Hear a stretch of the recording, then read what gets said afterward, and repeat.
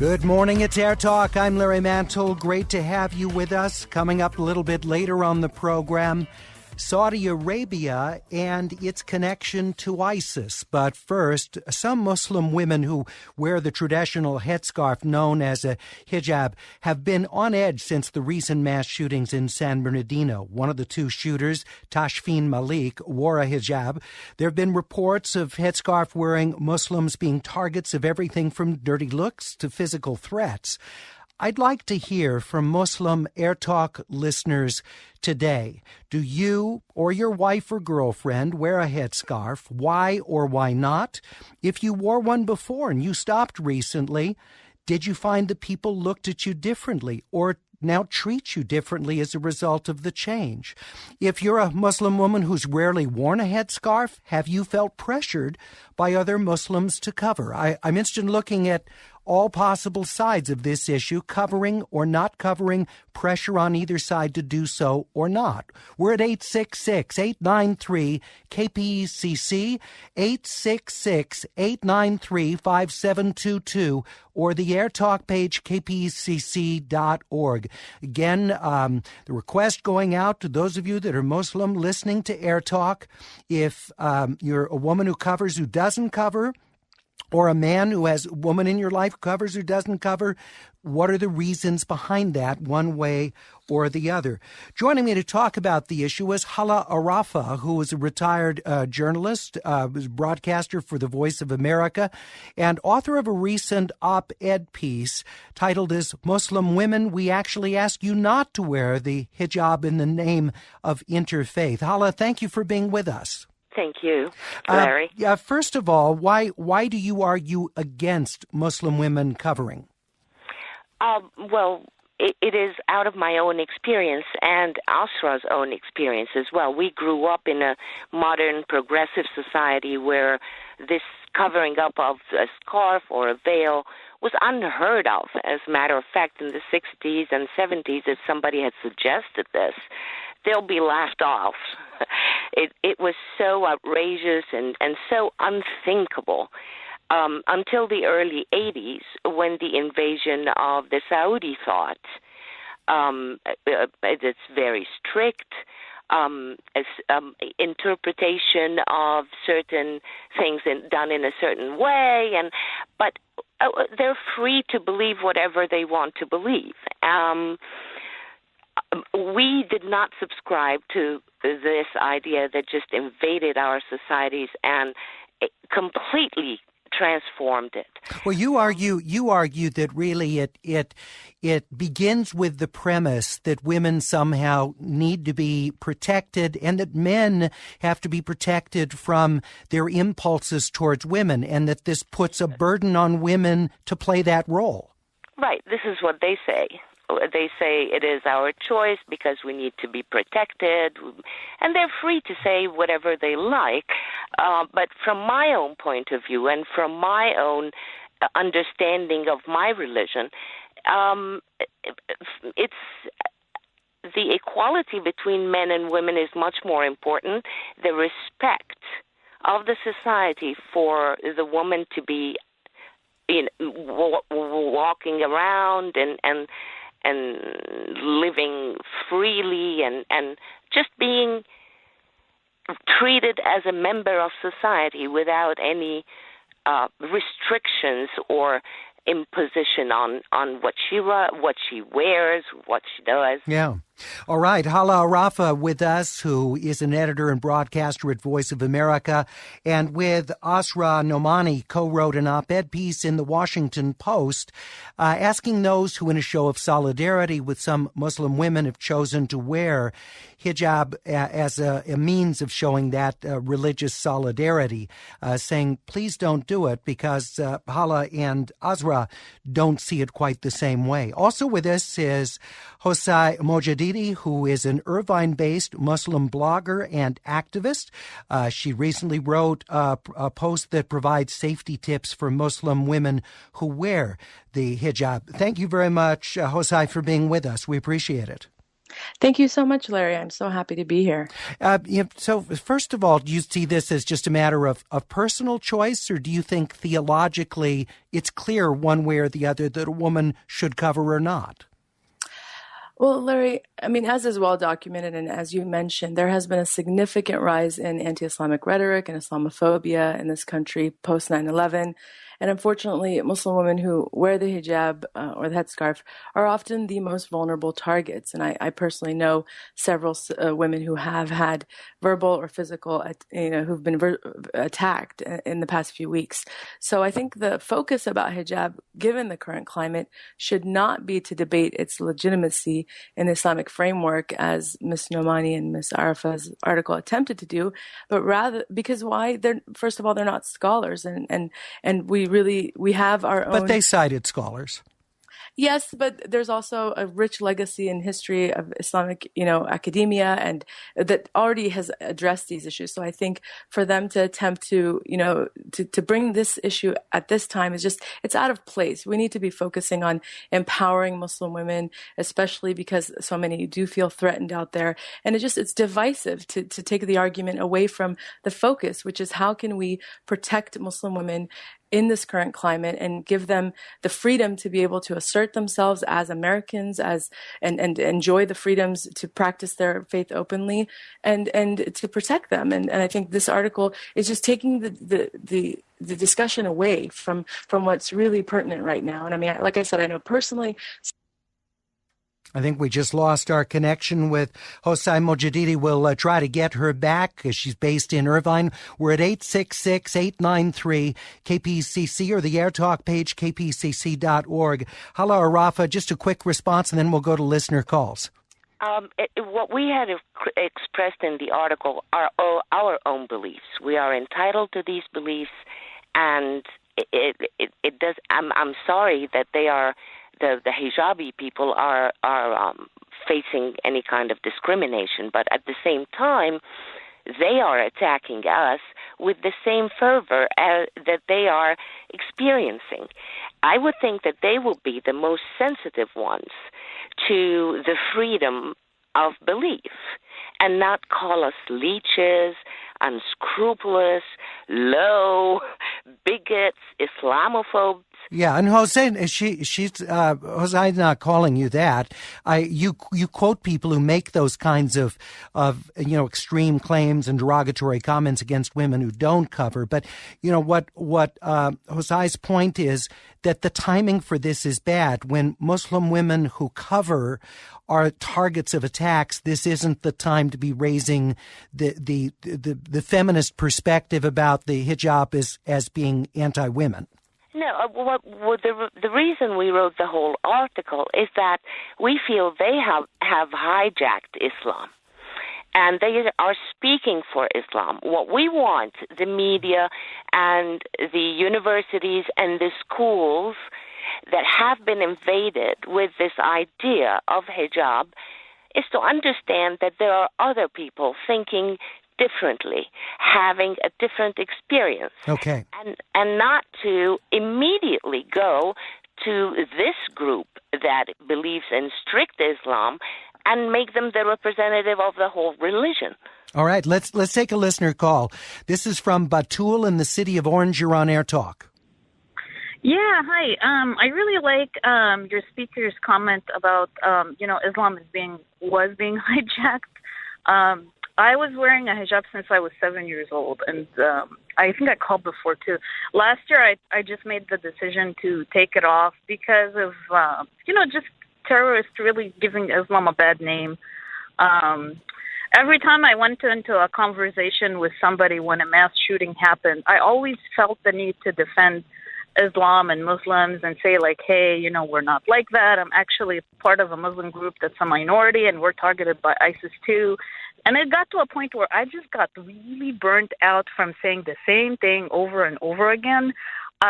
It sounded robotic even to me. And really all I wanted to do is just sympathize with the victims, especially after, the San Bernardino shootings, because I work for the county of San Bernardino and I went to Cal State. And the last thing I wanted to talk about is, why Muslims are good people. Even though, like, I'm a good person when I was a Muslim, I didn't feel the need to do that anymore because it's not about me. It's not about Muslims. It's about the victims and the dads and moms and lost, like family members. Just to clarify, so it sounds like you felt that the headscarf got in the way, that it did. Your greater value could be having different kinds of conversations that were facilitated by not covering.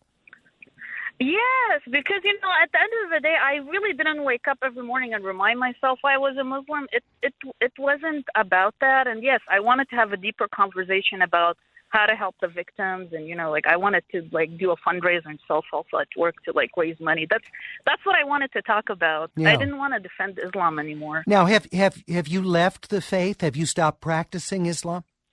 I did because my attitudes about religion changed as well. I used to think that if I took it off, I'd go to hell. But, like I said, when I called last time, I had to have a deeper conversation with myself. God is loving and kind and fair, and I don't think that anymore. I think, morality can exist independently of religion. But, Tul, do people treat you differently not wearing hijab now? You see it? A difference? I'm sorry, what's your question? Yes, do people treat you differently, and if so, how so?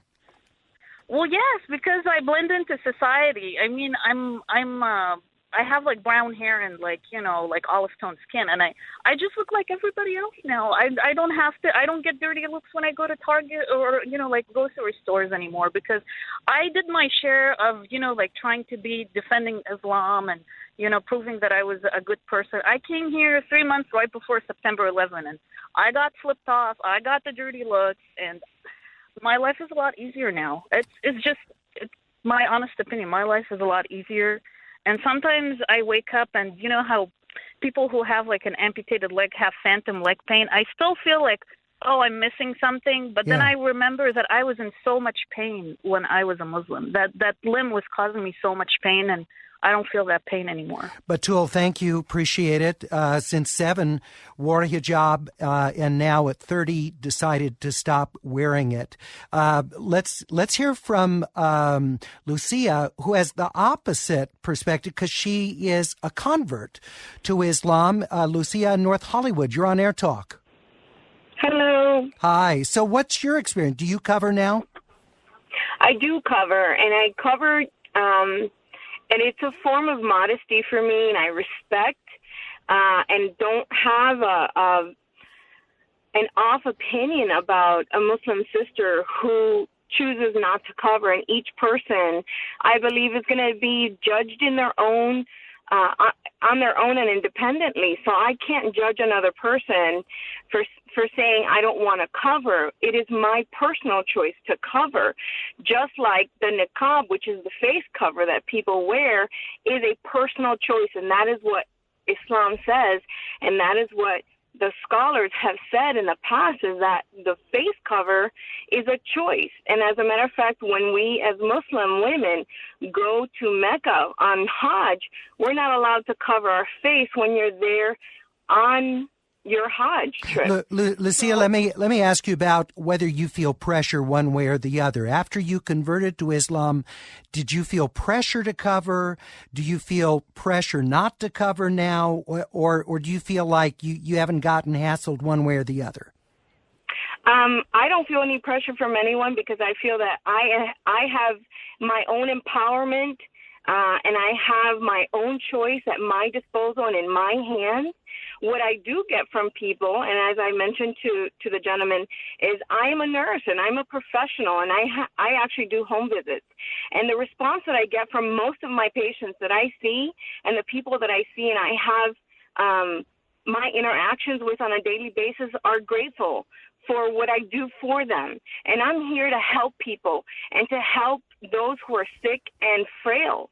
And I do my job with love and kindness. Lucia, I appreciate your call. Thank you. So we have contrasting views. Someone who was raised in the faith, who covered all of her life until 30, who was essentially left the faith, no longer covers. We have someone who converted to Islam, who does wear a headscarf. I'm asking Muslim women to join me me to talk about if you wear a headscarf or not, why you wear hijab or not, and what pressures, if any, you feel on either side of this, to cover or not to cover. 866-893-KPECC, 866-893-5722, or the Air Talk page, kpecc.org. Jose Majadidi is an Irvine-based Muslim blogger. Your thoughts on women in Islam, do they face pressures on both sides that you've observed? On both sides of what? To wear or not to wear? Well, I think, it's a very subjective thing. And of course, if you're looking at, traditional cultures or cultures where it's very commonplace for women to cover, yes, people from those particular cultures might feel pressure. But I think as American Muslim women, it's insulting for someone to assume that the fact that I wear a hijab is because someone has coerced me. I was not born here, but I was raised here at a very young age. And many Muslim women who were born here identify as Americans. They exercise their rights and they have choices. And so for anybody to assume that it's automatically, it must have been, some sort of a pressure, or that they are confused about the religion and they don't really understand, and let me enlighten you. I think it's just insulting to our intelligence. We are educated, we read, we understand, and we make choices. I mean, I, for example, covered of my own volition. Nobody in my family covers. At the age of 20, I read my faith and I understood it and I embraced it. And one of the most beautiful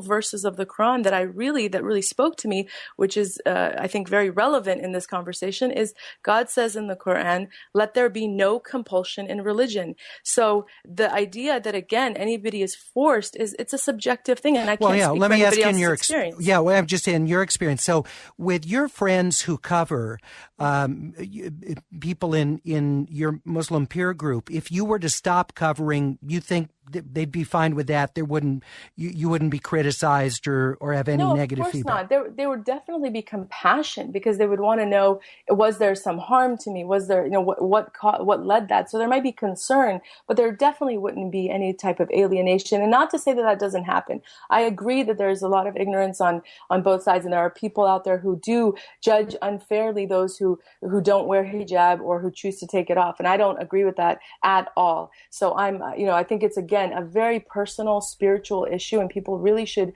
honor a woman's choice, again, asserting our American values as well as Islamic values, to have independent choice when it comes to these matters. And that's one of the things that I think was lacking with this particular article, that it didn't do that. I mean, they said in the title of the article, "As Muslim women, we actually ask you."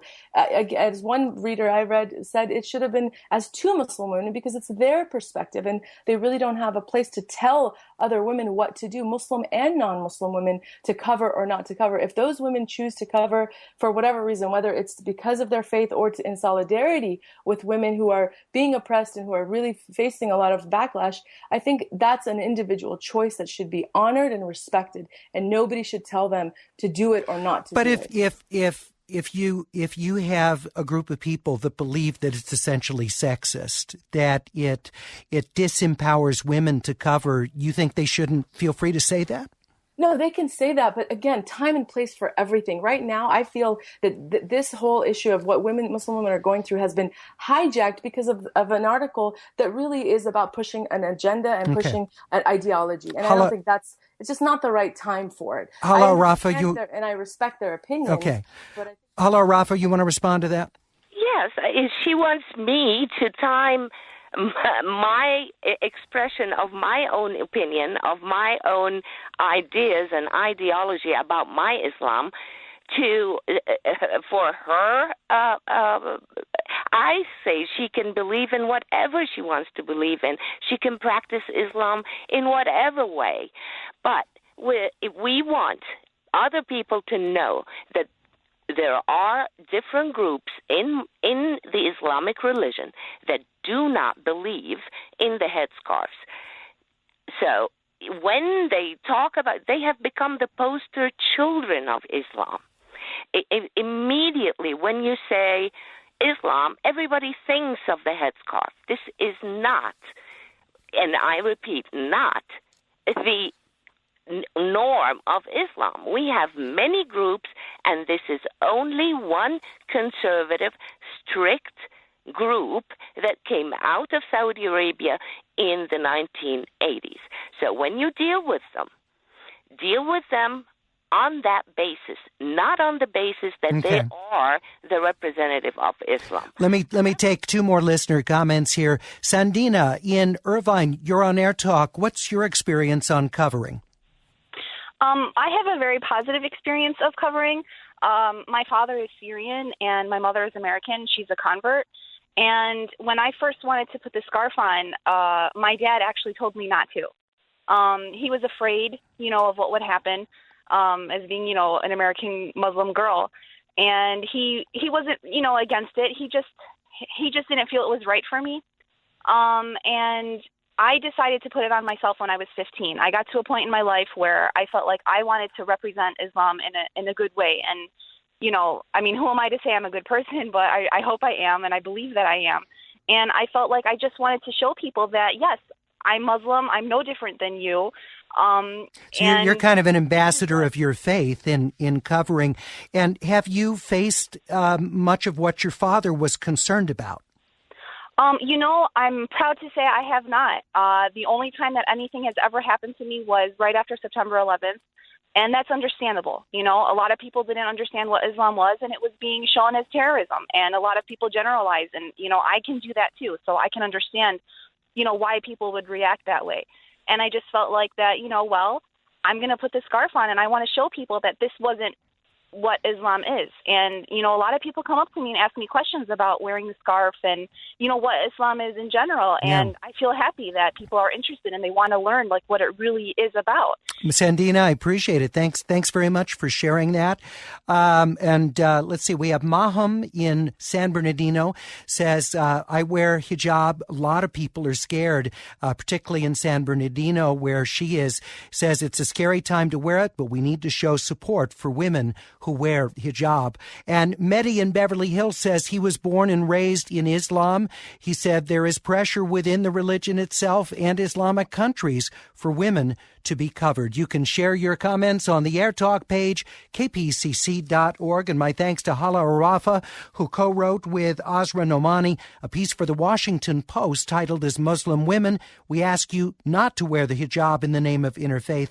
And my thanks to Irvine-based Muslim blogger Hosai Majididi, who also wrote a post about safety tips for Muslim women who wear hijab.